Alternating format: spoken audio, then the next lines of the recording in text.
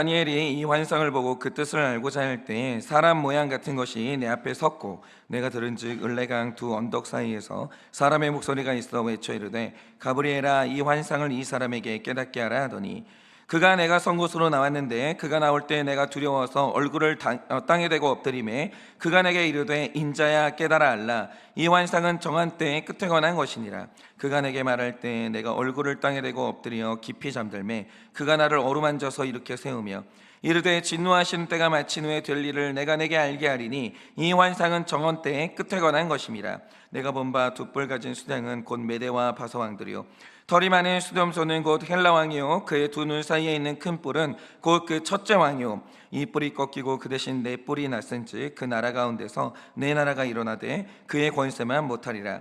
이 네 나라 마지막 때에 반역자들이 가득할 즈음에 한 왕이 일어나리니 그 얼굴은 뻔뻔하여 속임수에 능하며 그 권세가 강할 것이나 자기의 힘으로 말미암은 것이 아니며 그가 장차 놀랍게 파괴 행위를 하고 자의로 행하여 형통하며 강한 자들과 거룩한 백성을 멸하리라. 그가 꾀를 베풀어 제 손으로 속임수를 행하고 마음에 스스로 큰 체하며 또 평화로운 때에 많은 무리를 멸하며 또 스스로 서서 만왕의 왕을 대적할 것이나 그가 사람의 손으로 말미암지 아니하고 깨지리라. 이미 말한 바 주야에 대한 환상은 확실하니 너는 그 환상을 간직하라. 이는 여러 날 후의 일임이라 하노라. 다 같이 읽겠습니다. 이에 나 다니엘이 지쳐서 여러 날 알타가 일어나서 왕의 일을 보았느니라. 내가 그 환상으로 말미암아 놀랐고 그 뜻을 깨닫는 사람도 없었느니라. 아멘. 네, 여러분이 지금 읽고 계시는 이 다니엘서는요, 사실 그 학자들 사이에서 굉장히 논란이 되는 부분이 있어요. 그게 뭐냐? 한번 들어보세요. 여러분이 성경을 보시면 성경 안에 신약 성경을 보시면 바리새인과 사두개인이 등장합니다. 근데 원래 이 두 파는요, 역사 속에서 단 한 번도 화해를 한 적이나 친해진 적이 없었어요. 딱 한 번. 예수님을 죽였을 때 연합한 것 빼고는 단 한 번도 친해지거나 합의를 한 적이 없습니다. 왜냐? 성경을 보는 관점이 아예 화해가 안 되는 거예요. 일단 이 바리새파는 이 세상의 구조를 완전히 이원론적으로 버립니다. 그러니까 이 세상은 물질적인 세속의 파트가 있고 동시에 세상과 구분되는 영적인 파트가 존재한다는 거예요. 그래서 이 바리새파는요, 사람의 육신이 죽어도 계속 존재하는 영혼의 존재를 믿어요. 죽은 자의 부활도 믿었고 천사의 존재도 믿습니다. 성경에 기록된 모든 기적을 있는 그대로 믿어요. 그런데 여기에서 이제 바리새파가 생각하기에 그러면 영적인 세계와 물질 세계 중에서 어느 쪽이 더 고상하고 가치 있냐라고 하면 당연히 영적인 것이 훨씬 고상하다고 봤어요. 왜냐? 육체는 죽잖아요. 육체는 썩잖아요. 그러니까 거기에 고상한 게 없다고 본 거예요. 그래서 이제 바리새파는 육적으로 사는 육체에 사는 동안에도 늘 영적인 것을 추구한다라고 하면서 금식하고 기도하고 성전에 머무는 생활을 계속한 거예요. 그러니까 이 사람들은 경제 활동을 안 했습니다. 그러니까 기부금으로 살았어요. 그리고 이제 먹을 걸 탐하거나 돈을 탐하는 사람들을 굉장히 천박하다고 봤어요. 그러니까 이 바리새인들 입장에서는 예수님을 보고 있으면 너무 헷갈렸던 거예요. 그러니까 저 예수의 설교를 들어보면 영혼의 존재를 인정해요. 천국과 지옥 같은 이 영적인 세계를 추구해요. 그러니까 이런 것을 보면 그러니까 영락 없이 우리 쪽 같은데 동시에 이 사람이 먹는 걸 너무 좋아하는 거예요. 뭐 사람들하고 먹으면서 얘기하는 걸 너무 좋아하는 거죠. 그리고 창녀나 세리를 용서하고 친구로 지내는 거예요. 그러니까 이런 걸 보면 또 자기네 쪽이 아니거든요. 그러니까 이 예수님에 대해서 굉장한 혼란을 가졌는데 어쨌든 바리새파는 영적인 세계를 인정하고 그걸 추구하고 살았던 사람들이에요. 그런데 동시대를 같이 살았던 이 사두개인은 어떤 사람들이냐? 이 사람들은 철저하게 이상적이고 유물론자고 현실주의적인 사람들이에요. 그러니까 눈으로 보고 머리로 인식할 수 있는 외의 세계를 인정을 일절을 안 해요. 그러니까 이 사람들은 모세오경을 볼 때 사람이 지켜야 될 율법을 굉장히 존중을 했거든요. 그런데 이 외에 성경에 기록된 영적인 기록들 있죠. 야곱이 봤다는 천사, 영들, 부활 같은 것들, 이거 다 신화라고 했어요. 이거는 이교도들과 마찬가지로 우리 성경을 더럽히는 신화라고 봤어요. 그러니까 하나님을 믿는 사람들은 이 땅에서 이방인보다 더 거룩하고 고상하게 사는 게 목적이지 죽은 뒤에 뭔가를 소망하고 막 보이지도 않는 영을 추구하고 이러고 굉장히 헛되다고 봤습니다. 그러니까 예수님이 살던 당시에도 성경책에 대해서 완전히 다른 관점을 가진 두 파가 존재했는데 끝내 화해를 못했어요. 그런데 제가 볼 때 이 구도는요, 이 시대에만 존재하는 구도가 아니고 예수님이 다시 오시는 그 날까지 이 구도는 계속 유지가 돼요. 왜냐? 지금 우리가 살고 있는 이 시대도요, 성경책을 바라보는 이 전혀 다른 두 가지 관점이 그대로 존재해요. 지금도 있어요. 예를 들어서 이제 저 같은 사람들은, 제가 이제 보수적인 사람인데, 당연히 저는 정치적인 보수가 아니에요. 진보도 아니에요. 정치는 아예 상관없고 성경을 보는 관점이 완전히 보수적인 사람이에요. 그래서 당연히 성경 66권을 오류가 없는 하나님의 말씀이라는 것을 저는 100% 믿어요.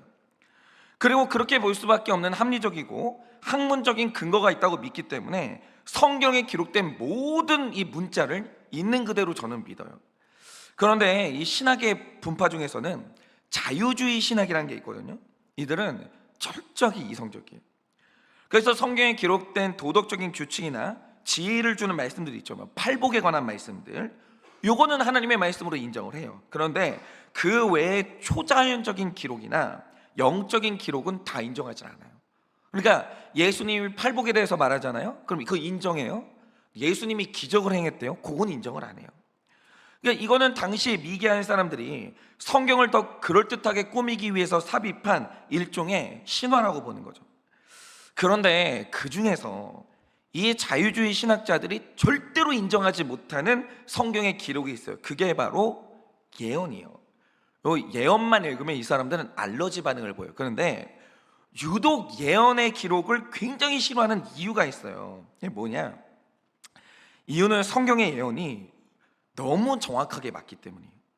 예를 들어서 이제 다른 종교의 예언들도 이제 종교에도 예언에 대한 기록들이 있는데 그들의 예언서를 보면 여러분 혹시 그 노스트라다무스인가? 이 사람 예언 읽어보신 적이 있습니까? 뭘 뜻하는지 알 수가 없어요. 너무 모호한 표현들로 점철되어 있고 구체적인 연도 같은 게 아예 없어요. 그냥 뭐 어느 때 뭐 하늘이 열리고 붉어지고 뭐 이런 표현들이 있어요. 그래서 이 다른 종교의 예언은요, 요 예언의 구조를 요 사건에 대입하면 그 내용도 같고 저 사건에 대입하면 또 이 사건도 같고 이런 예언 같고 도대체 어떤 사건에 대한 예언인지를 정확하게 특정하는 게 사실상 불가능해요. 그리고 만약에 이 사건이 이 예언의 내용이 요 사건을 말하는 거다, 이렇게 이제 딱 상정을 해요. 그럼 시간이 지나면 어김없이 틀려요. 그런데 이 성경의 예언이 놀라운 게 뭐냐면, 일단 기원전 627년에 예레미야라는 선지자가 살아요. 그런데 이 예레미야서 25장과 29장을 보면 당시 유대인들의 미래에 대해서 예언을 하는데, 그게 뭐냐? 장차 북이스라엘과 남유다는 망한다, 이렇게 예언해요. 근데 이 예언 자체가 얼마나 핍박을 받았는지 몰라요. 아무도 이걸 안 믿었거든요. 아니, 저기에 하나님이 세우신 예루살렘 성전이 있는데 어떻게 우리가 망하는가? 이걸 믿은 사람이 당시에 아무도 없었어요. 아무도. 그러니까 예레미야가 굉장히 무시를 당했다고요. 예루살렘 성전이 이 땅에 존재를 하는데 이 땅이 망한다고 하니까 말이 안 된다고 봤던 거예요. 근데 유일하게 이 땅이 망한다고 외쳤던 사람들이 누구냐? 이사야, 예레미야, 이런 사람들이 얘기를 했어요. 이게 망한다라고 얘기를 했는데 중요한 건 뭐냐면, 너희가 포로로 끌려갈 것이고 그 포로의 기간이 70년이 된다라고 하면서 정확히 기간을 특정해요. 정확히. 여러분이 한번 읽어보세요. 70년의 이 포로 기간을요, 정확히 못을 박아요. 모호하게 말하는 게 아니라. 그런데 이 예언은 이 사건이 있기 89년 전에 했던 예언이거든요. 그런데 정확하게 이루어집니다. 정확하게. 그러니까 이 너무 정확하니까 이 성에 사로잡힌 자유주의자들이 주장하는 게 뭐냐? 도대체 예언이 어디 있냐는 거예요. 있을 수가 없다는 거죠. 그러니까 말하는 게 뭐냐면, 예레미야서는 사실 예레미야가 쓴 게 아니라는 거예요. 이 바벨론의 70년 포로 생활이 끝난 후에 이걸 다 알고 있는 어떤 후손이 썼는데, 이 기록에 종교적인 신비한 효과를 넣기 위해서 100년 전에 살았던 선지자 예레미야의 이름으로 썼다는 거예요. 그리고 마치 예언이 이루어진 것처럼 이 구절을 꾸몄다 이거죠. 근데 문제는 뭐냐? 마태복음 2장 16장 27장을 보면 예레미야서는 예레미야가 썼다라는 것을 예수님이 직접 인정을 하세요. 그러니까 이 예레미야서를 인정하면 동시에 예수님의 말씀 전체를 다 부정해야 되는 거예요. 근데 이걸 도대체 왜 못 믿냐, 이거 지금 도저히 이해가 안 가요. 이거를 왜 못 믿는 거지? 그러니까 예레미야서를 예레미야가 썼다는 걸 못 믿을 거면 예수님을 믿으면 안 되는 거예요. 그러니까 예수님이 사기꾼이 되는 거예요. 이게 다 연결되어 있는 거예요. 이거는 예언이 맞아요. 예레미야서를 예레미야가 썼고, 놀랍게도 예레미야는 그 당시 아무도 안 믿었는데 이스라엘이 망한다는 걸 외쳤어요. 그리고 포로 생활이 70년이 된다라는 걸 아예 정확히 상정을 했다라는 거죠. 89년 전에. 여러분, 하나님은 미래라는 시간의 주인이기 때문에 그분이 미래를 알아요. 정확히 하나님은 미래를 알아요. 그래서 말씀을 믿는 우리는 장차 일어날 미래를 알고 준비할 수 있는 특권을 가진 사람들이에요. 우리는 그러니까 정말 이 사람이 성경 66권을 믿는다, 그러면 예수님이 다시 오시는 날 이 사람이 준비됐어야 되는 거예요. 그게 바로 택자의 특징이에요. 그러니까 예수님이 오시는 그날, 우리는 예수님이 오신다는 걸 미리 알고 믿었기 때문에, 들었기 때문에 택자의 특징이 뭐냐면 이 사람은 준비되어 있다는 거예요. 이게 얼마나 중요한지를 몰라요. 고난이 언제 와요? 와요. 고난이 온다고요. 택자의 특징이 뭐냐? 고난이 온다는 걸 우리 미리 들었기 때문에 고난이 오는 그날 준비되어 있는 거예요. 그게 택자인 거예요. 그런데 이 문제는 뭐냐면 다니엘서의 예언이 정확도가 더 높은 거예요. 이게 문제인 거예요. 여러분이 오늘 말씀을 보시면 이 구절은 해석의 여지가 아예 없어요. 다니엘이 약 282년 후에 일어날 역사의 사건을 정확히 예언을 하는데, 한번 보세요. 8장의 환상에 두 뿔을 가진 수장이 등장을 하는데 20절을 보면 해석을 딱 해줘요. 다니엘은 이 수장의 두 뿔이 정확히 메대와 바사, 다시 말해 페르시아라고 정확히 해석을 해줍니다. 그런데 21절을 보면 이마에 뿔이 난 수렴소가 등장해서 숫양을 밟아요. 그리고 말하는 게 뭐냐면 이게 정확히 헬라의 왕이다, 이렇게 말해요. 그런데 여러분 역사를 보세요. 페르시아를 멸망시킨 게 누구였어요? 헬라의 알렉산더 대왕이에요.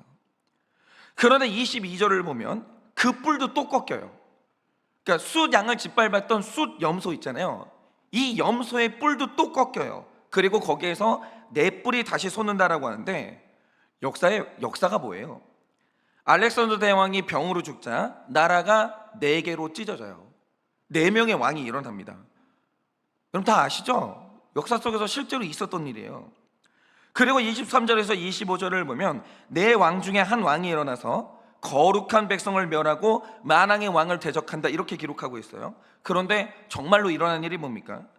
네 명의 왕 중에서 한 명이 안티오코스 에피파네스 4세거든요. 이 사람이 어느 날 예루살렘에 쳐들어옵니다. 그리고서는 아무도 한 적이 없는 일을 하는데, 일단 유대인의 상징인 할례를 금지시켜요. 이거는 알렉산더 대왕도 이런 짓을 한 적이 없어요. 로마의 어떤 왕도 이런 식으로 짓밟은 적이 없었어요. 근데 유대인의 상징인 할례를 금지시켜요. 그리고 더 기가 막힌 건 구약의 율법에서 돼지고기는 부정한 음식이거든요. 그런데 예루살렘 성전의 번제단에서 돼지고기를 불태우는 신성 모독을 감행하는데 이런 일을 아무도 한 적이 없어요. 그래가지고 이걸 보다 못해가지고 마카비 가문이 일어난 거예요. 들고 일어나가지고 이들을 몰아낸 거죠. 아무도 한 적이 없는 일을 이런 일을 해요. 근데 그 중에 하나가 뭐냐? 알렉산더 대왕 이후에 일어난 네 왕 중에서 한 명이 그런 일을 행해요. 그러니까 오늘 말씀을 보시면 282년 후에 있을 일을 해석의 여지가 없이 너무 정확하게 예언을 해요. 그러니까 모호한 부분이 없어요. 그냥 딱딱딱 예언을 하는 거예요. 그러니까 이 자유주의 신학자들은 이것도 못 믿겠는 거예요. 그러니까 이 다니엘서를 또 다니엘이 쓴 게 아니라는 거예요. 이런 역사를 다 알고 있는 후대의 누군가가 마치 예언이 이루어진 것처럼 다니엘의 이름으로 썼다라는 거죠. 그런데 너무 아이러니하게도 이런 사람들이 이렇게 격렬하게 반응을 할 때 이 반응이 자꾸 증명하는 게 있어요. 그게 뭐냐? 성경에 기록된 예언을 못 믿는데 이유가 뭐냐면 너무 정확해서 못 믿겠다는 거예요. 그러니까 이런 말을 할 때마다 오히려 이 예언이 얼마나 정확한지가 계속 입증이 되는 거예요. 그러니까 많은 분들이 너무 관심이 없는 게 뭐냐면 이 성경 예언이 얼마나 정확도가 높은지에 대해서 관심이 없어요. 근데 예언서의 기능이 이거예요. 정확도가 너무 높아요. 그래서 나머지 성경에 기록된 요한계시록의 이 기록들이 너무 신뢰가 되는 거예요. 너무 이게 그 정확도가 높기 때문에. 그래서 저는 이 예언서만 보고 있으면 성경 66권을 문자 그대로 믿는 사람으로서 굉장한 자부심을 느껴요. 그리고 가슴이 좀 웅장해지는 게 있어요. 진짜 하나님은 정확하세요. 여러분, 하나님 말씀 무거워요. 여기 기록된 이 말씀은 한마디도 땅에 안 떨어져요. 여기 성경책 있잖아요. 무거운 책이에요. 진지해야 돼요. 이 성경책 읽을 때. 이 하나님의 말씀은 단 한마디도 땅에 떨어지지 않고 전부 다 이루어져요. 전부 다 이루어져요.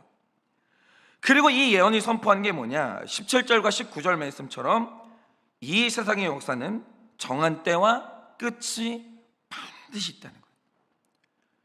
세상 만물은 정해진 때가 있어요.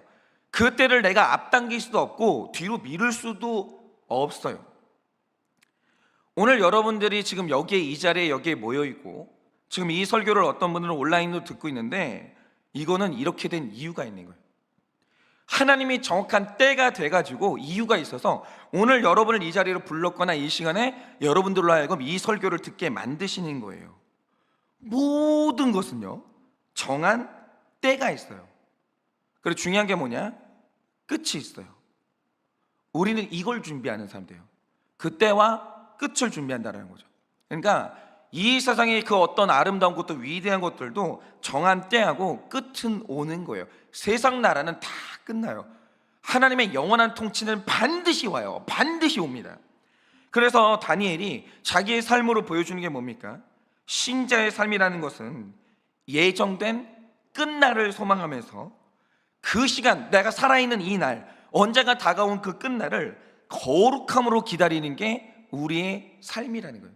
그러니까 우리 인생의 목적이 거룩인 이유가 뭐냐면 거룩하게 하나님을 만나면 그 준비됐기 때문이에요.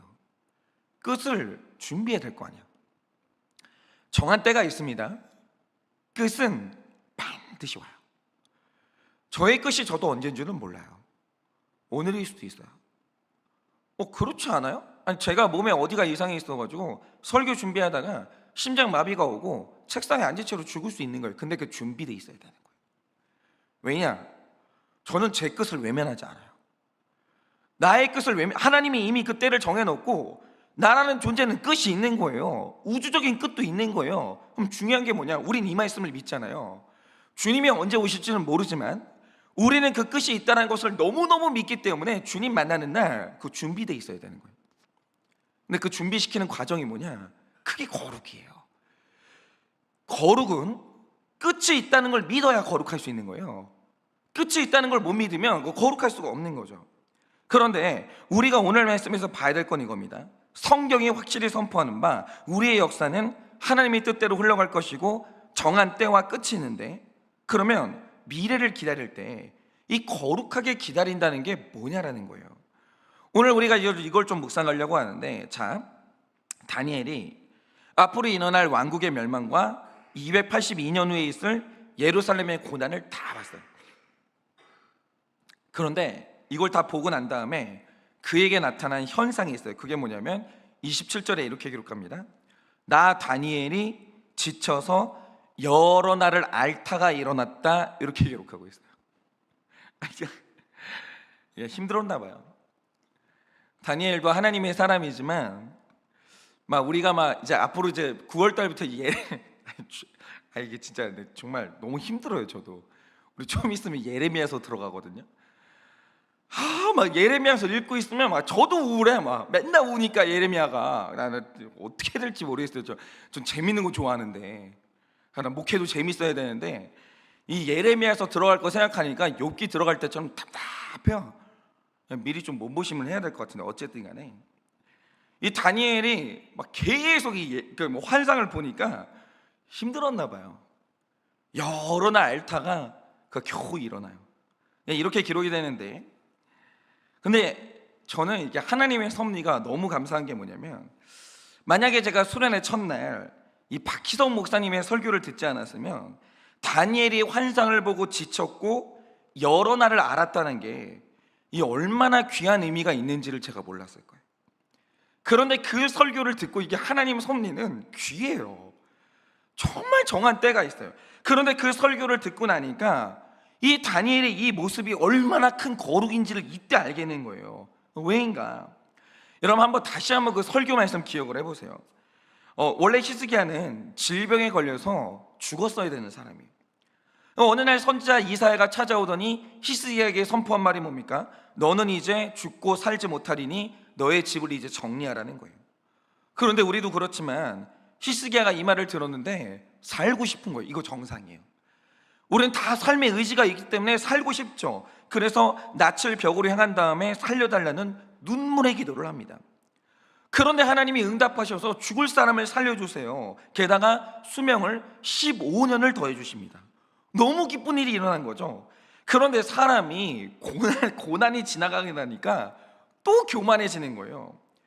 그리고 이 히스기야가 결정적인 죄를 짓게 되는데 그게 뭐냐? 히스기야가 이 죽을 병에 걸렸다가 살아났다는 소문을 듣고 이걸 축하하기 위해서 바벨론에 사신 다녀옵니다. 그런데 이때 바벨론은 그 지역의 강자가 아니었어요. 이때 강자는 아수르였고 바벨론은 약간 좀 약자였어요. 찾아왔는데 보세요. 이거 기회예요.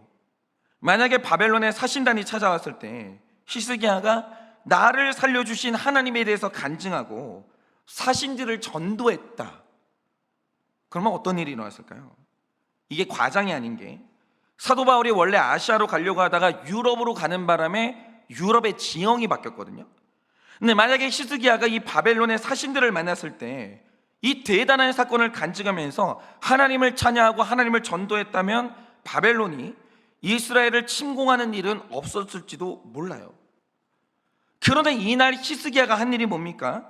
자기를 살려주신 하나님에 대해서는 일절 말이 없어요. 아예 말이 없어요. 그래 갑자기 사신단을 데리고 자기 창고를 가더니 그 안에 있는 보물들을 다 보여줍니다. 제가요 이렇게 부자예요. 제가 이렇게 성공한 사람이요. 이러면서 창고에 있는 보물을 다 보여줘요. 뭐죠? 살려주신 하나님을 잊어버리고 또 자기를 자랑해요. 그래서 우리가 다니엘서에서 보게 되는 게 뭡니까? 이 악한 행위의 결론이 뭐냐? 훗날 바벨론이 남유다를 침공하게 되는데 그날 히스기야가 보여줬던 이 창고에 가서 그 보물들을 싹 다 털어가요. 싹 다 털어가요. 그리고 다니엘서 5장을 보면 벨사살 왕이 그때 가져온 금잔으로 술을 따라서 마시는 기록이 나와요. 이게 어디서 비롯됐냐? 히스기야가 그날 지었던 죄가 이 모든 일들의 시작이었어요. 그런데 히스기야가 이런 죄를 지으니까 이사야가 찾아와서 책망하는데 무서운 예언을 합니다. 뭐라고 예언을 하냐? 열왕기하 20장을 보면 그런 예언이 있죠. 당신이 하나님이 당신을 살렸는데 결정적인 순간에 당신이 하나님을 자랑하는 게 아니라 자기 왕궁 보물을 자랑했으니 이 모든 것을 하나님이 남기지 않고 바벨론으로 옮겨갈 것이다. 그리고 당신의 아들들은 바벨론에 사로잡혀 가서 환관이 될 것이다. 이렇게 예언해요. 이게 얼마나 무서운 예언이에요. 이게 얼마나 무서운 예언이에요. 그리고 장차당할 내 후손의 환란이 내 죄에서 시작된 거 아니에요. 그러면 이때 히스기야가 보여줘야 될 모습이 뭐겠습니까? 오늘 말씀의 다니엘처럼 지쳐서 알아서 누워야 되는 거예요. 이 말씀이 내 가슴을 쳤으면 그때라도 돌이켰어야 되는 거예요. 그때라도. 그리고 장차당할 환란을 준비시켰어야 되는 거예요. 지쳐서 알아 누웠어야 되는 거예요. 이게 내 심령을 쳤어야 되는 거예요. 그런데 여기에서 히스기야가 보였던 충격적인 모습이 뭡니까? 그 일은 미래에 일어날 일인데 내 때는 평안하다고 하시니까 하나님은 선하십니다 이러면서 예언의 말씀이 자기 말씀이 안 돼요. 그리고 훌훌 털어버리고 가볍게 살기 시작해요. 가볍게 살기 시작해요. 여러분, 우리가 늘 얘기하지만 우리는 그래요. 문제의 부모만 있고 문제아는 없습니다. 늘 얘기를 해요. 오늘 부모가 돌이켜야 된다고, 오늘 부모님이 가정을 회복해야 되고, 오늘 아빠가 회개해야 되고, 오늘 엄마가 회개해야 된다고, 오늘 어머니와 아버지의 회개가 없으면 장차 내 자녀가 환난을 당한다고 끝도 없이 말해요. 근데 중요한 게 뭐냐? 엄마 아빠가 알지를 않아요. 아무 미동도 없어요. 그냥 지금은 아무 일이 없잖아요 이러면서 편하게 살아요. 편안하게 살아요. 이게 히스기야만의 일이냐고요. 교회에서 말씀을 계속 선포해요. 단 하나도 삶을 바꾸지 않아요. 어머니 아버지가 오늘 단 하나도 삶을 바꾸지 않아요. 그냥 그대로 살아가요. 아무것도 바꾸지 않아요. 아무것도. 그러니까 히스기야만 이런 게 아니라 저는 이 신약 성경의 모든 기록 중에서 가장 참담하다고, 이게 참담하고 사악한 장면이 이 마태복음 27장의 기록이라고 하는데, 여기에 있는 기록이 뭡니까? 이날 유대인들이 빌라도의 관저에 모여서 예수를 십자가에 못 박으라고 막 외쳐요. 그러자 마태복음 27장 24절에서 빌라도가 한 말이 뭡니까? 도대체 무슨 죄를 지었냐 이 사람이. 아니 도대체 무슨 죄를 지었는데 나보고 십자가에 못 박으러 가냐. 그러면서 대야를 가져오게 하더니 손을 씻어요. 그리고 하는 말이 뭐냐? 이 사람의 피에 대해서 나는 무죄하니 니들이 당해라 이래요. 그런데 이게 얼마나 무서운 말이에요. 이게 얼마나 무서운 말이냐고요. 죄는 반드시 결과를 불러오는데 심지어 예수님을 대적했으니 치러야 되는 죄의 값이 얼마나 참담하겠어요. 그런데 이 연의 말씀이 그날 거기 모여있던 유대인들에게 나랑 관계가 없는 거예요. 그러니까 이때 하는 말이 뭡니까? 어이 좋습니다. 그 피를 우리와 우리 자손에게 돌릴지어다 요래요. 이거 있잖아요. 성경에서 제일 참담한 기록이에요. 이거보다 악한 기록이 있어요. 없어요. 그러니까 강단에서 목사가 말씀을 딱 선포하는데 이게 내 말이냐고요. 그러니까 성경에 기록된 이 장차당할 환난의 말씀을 딱 기록한 선포하는데 부모님들이 다 콧방귀를 껴요. 아유 저 목사가 또 가스라이팅 한다 또. 또 듣기 싫은 말 한다. 그러면서 그런 우습게 여기면서 그러냐고 그냥 우리하고 내 자식한테 그 죄를 돌리라고 이러는 거예요. 그래서 일어난 유대인들의 역사를 우리가 알잖아요. 완전 피해 역사예요. 얼마나 큰 고난을 당해요. 19세기 20세기 내내 얼마나 큰 고난을 당해요. 그런데 이걸 보니까 다니엘의 반응이 너무 귀한 거예요. 오늘 다니엘이 예언의 말씀을 받아요. 그런데 이 말씀이 다니엘이 남의 얘기가 아닌 거예요. 남의 얘기가 아닌 거예요. 그러니까 이 다니엘에게 나오는 반응이 뭐냐? 일단 여러 날을 알아두어요. 말씀이 너무 아프니까. 어떻게 해야 되지? 내가 해야 되는 일이 뭐지? 그러면 장차 이 일이 일어나는데 그럼 나는 우리 후손들과 내가 준비를 해야 되겠는데 그럼 내가 어떻게 해야 되지? 이게 282년 후에 일어난 일이에요. 근데 다니엘이 위대한 이유가 뭐냐면 282년 후에 이런 일이 일어나잖아요. 그거를 오늘부터 준비를 해요. 그래서 일어나는 위대한, 기록된 위대한 기록이 뭐냐? 여러 날을 알아둘다가 그가 다시 일어나요. 근데 여기에서 일어났다는 말의 이 말씀의 뜻이 뭐냐면 그가 이 알아누울 정도로 고민했던 이 모든 이 고민에 대해서 그가 결론을 냈다 이 뜻이에요. 포기를 안 해요. 오늘 내가 해야 될 준비를 하는 거예요. 그런데 그게 바로 다윗이죠. 다윗이 하나님 앞에 소원을 합니다. 성전을 짓고 싶습니다. 근데 하나님이 하시는 말씀이 뭐예요? 네가 피를 너무 많이 흘렸기 때문에 너는 못 지어라고 해요. 그걸로 포기하냐? 아니요. 주님의 나라는 일어나는 거예요. 주님의 성전은 세워지는 거예요. 그래서 다윗이 하는 일이 뭐냐? 그가 살아있는 날 동안에 아들이 이 성전 짓는 그날을 위해서 그 모든 재료를 아버지가 다 준비해요. 좋은 아버지예요. 그러니까 솔로몬이 수지 맞은 사람이에요. 아버지가 미래를 준비해요. 내 자식의 거룩한 삶을 준비해줘요. 다 준비해요. 그러니까 오늘 내가 해야 될 이 거룩한 삶이 뭔지를 고민하다가 다시 자기가 해야 될 사명의 자리로 다니엘이 나아가요. 오늘 내가 주님이 말씀하심으로 장차당할 환난의 말씀을 나에게 주심으로 끙끙 앓다가 282년 후의 일을 오늘 준비하기 위해서 다시 앞으로 힘차게 나아가요. 교회는 이 어른이 있어야 돼요. 맨날 교회들이 있잖아요. 진짜 어른들이 이기적인 거예요. 그러니까 어저께도 나 우리 권사님들 만나가지고 얘기를 했거든요. 얘기를 하는데 권사님들이 딱 그러는 거예요. 우리 권사님들 중에 몇 분은 교회 무너지는 현장에 있어 보신 분들이거든요. 진짜 있잖아요. 내 기분에 오늘 기분이 나쁘니까 목사님하고 싸우고 목사님은 성도님들하고 막 싸우고 막 그래요. 근데 그거를 자녀들이 다 보고 있어요. 얼마나 상처를 받는지. 내가 존경했던 장로님, 권사님들이 목사님하고 삿대질하고 싸우는 거예요. 내가 너무 존경했던 목사님이 혈기를 참지 못하고 그 성도님들하고 막 붙고 있는 거예요. 근데 애들이 보는 거 있잖아요. 신경도 안 써요. 어른들이 미래를 생각을 안 하는 거예요. 아예 신경을 안 써. 오늘 내가 기분 나쁘니까 에라 모르겠다 다 들이받는 거예요. 수장하고 수점소가 막 부딪히는 것처럼 막 들이받는 거예요. 내일이 없어요. 그럼 애들은 어떻게 할 거예요? 애들은 어떻게 해요? 그거 광경 보고 있는 청년들은 어떻게 할 거예요? 청소년들은 어떻게 할 거예요? 걔들 교회 다 떠났어요. 아니 미래를 알면 목사가 끙끙 앓아야 될 거 아니에요. 성도님들이 만약에 나를 기분 나쁘게 했어요. 미래를 좀 생각해야 될 거 아니에요. 내가 오늘 싸우면 내 성질대로 들이받으면 그럼 애들은 뭐가 돼요? 우리 청년들은 뭐가 돼요? 다음 세대는 뭐가 돼요? 그러면 목사가 그 미래를 생각하면서 끙끙 앓아 누워야 될 거 아니에요. 절제해야 될 거 아니에요. 아니 왜 미래가 없어요 교회가? 맨날 있잖아요. 막 교회들마다 막 목사가 청년들한테 잘해주면 우리는 뭐냐 막 어른들 막 노인들 괄시하냐. 아니 그러면 교회가 미래를 안 준비하면 어떻게 할 거예요? 교회는 무조건 다음 세대에 투자하는 거예요. 이미 나이 드신 분들은 미래를 준비하면서 희생하고 우리 다음 세대 앞길 깔아주는 게 교회의 다음 세대 역할인 거예요. 왜? 우린 미래가 있으므로. 교회는 30년 후에도 존재해야 될 거 아니에요? 40년 후에도 존재해야 될 거 아니에요?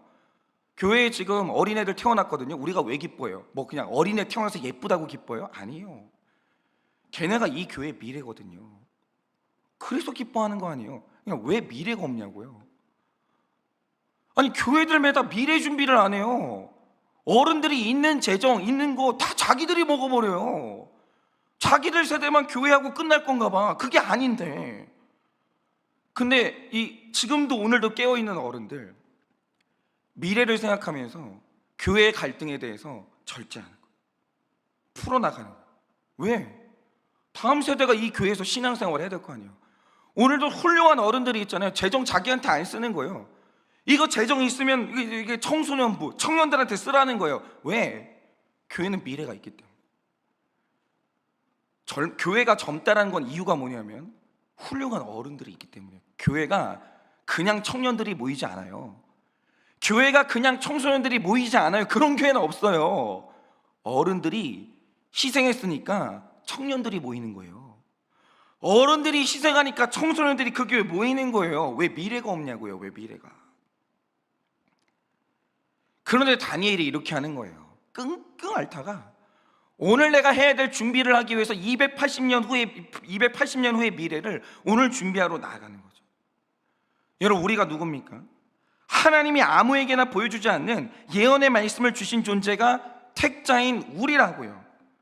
그런데 이게 내 말씀이 되는 건 전적으로 내 선택인 거예요. 그런데 주시는 예언의 말씀이 내 말씀이 되면 일어나는 일이 뭐냐? 이 말씀이 너무 아프니까 알아눕기도 하고 두렵기도 하지만 이게 내 말씀인 사람은 장차당할 환난을 오늘부터 준비를 하는 거예요. 장차당할 환난을, 내 자녀의 환난을 부모 세대가 오늘부터 준비를 하는 거죠. 그리고 그렇게 되면 그 자녀들은 그 환난을 피하는 거예요. 그런데 말씀을 받아도 잠시 알아눕는 게 싫어서 이 말씀을 외면하면 피할 수 있는 환난도 못 피하고 작은 환난도 커지는 거예요. 제가 이번 주에 너무 감동적인 경험을 했는데, 제가 이번 주에 이제 창조를 설교하면서 안식에 대해서 이제 말씀을 전했잖아요. 그리고 이제 주일 사역을 했어요. 그리고 이날 모든 사역이 끝났어요. 목장도 다 끝났어요. 그리고 성전에서 성도님들이 다 이제 집으로 돌아가셨죠. 잘했어요. 근데 한 가정이 집에 안 가고 늦은 시간까지 예배당에 있는 거예요.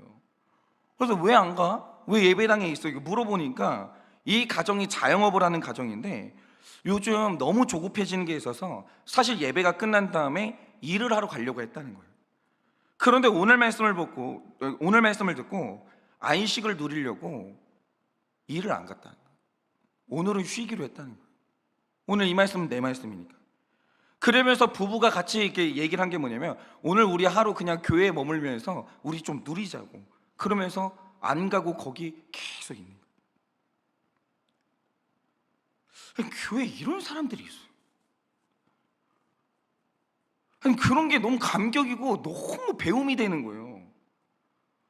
아니, 선포되는 말씀이 너무 진지한 거예요. 이 사람들은 그거 다 말씀 받는 거예요. 그리고 그걸 그대로 그냥 즉시 적용을 하는 거예요. 그런데 제가 분명히 말씀드릴 수 있는 게 뭐냐면, 이 부부처럼 선포되는 말씀이 내 말씀이 되면 하나님은 반드시 피할 길을 내시고, 그 사람은 환난이 오는 날 준비된다는 거죠. 그러면 환난이 없는 거예요. 준비된 사람은. 이거는 기복신앙하고 완전히 다른 거죠. 여러분, 바로 이겁니다. 히스기야는 선포되는 말씀을 내 말씀으로 안 받았어요. 당시에는 평안했죠. 훗날 자손들은 준비가 안 되니까 어마어마한 환난을 당하는 거예요. 그런데 다니엘은 이 무서운 예언의 말씀을 자기 말씀으로 받았어요. 영원할 고통 가운데 알았어요. 그런데 그가 일어나서 280년 후를 준비하러 일어나요. 그러자 자기 삶에서도 피할 길이 열리고 장차 해방의 날은 오는 거예요. 그러니 여러분, 이 말씀을 듣는 우리 모두는 오늘 이 말씀이 반드시 내 말씀이다. 반드시 내 말씀이다. 그리고 나도 준비돼야 되고 우리 다음 세대를 차근차근 준비해야 돼. 그래서 피할 길과 복 받는 길을 우리 이 말씀을 이제 듣고 준비된 사람들이 다 열어서 정말 나도 복 받고 후손들도 복 받는 우리 인생 되어지기를 예수님의 이름으로 축원합니다. 오늘 수요일이니까 적용 질문 드립니다. 고난도, 행복도 정한 때와 끝이 있음을 믿으십니까? 인생에서 가장 기다리는 것은 무엇입니까?